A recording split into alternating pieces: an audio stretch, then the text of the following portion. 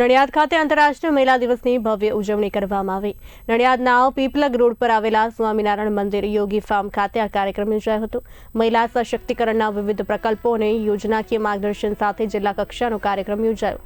કાર્યક્રમમાં પ્રભારી મંત્રી અને અન્ય મહાનુભાવોની ઉપસ્થિતિમાં નારી શક્તિના યોગદાનને બિરદાવવામાં આવ્યું। આ પ્રસંગે રાજ્યકક્ષાના મહેસૂલ અને પંચાયત મંત્રી સંજયસિંહ મહેડા મુખ્ય અતિથિ વિશેષ તરીકે ઉપસ્થિત રહ્યા હતા।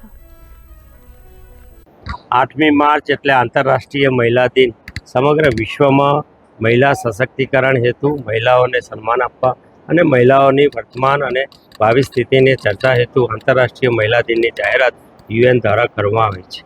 ભારત વર્ષમાં પણ આજે 8મા માર્ચના વિવિધ કાર્યક્રમો થઈ રહ્યા છે। ગુજરાતના મહિલા અને બાળ કલ્યાણ વિભાગ દ્વારા આજે અનેક મહિલાઓને સન્માનિત કરવામાં આવી।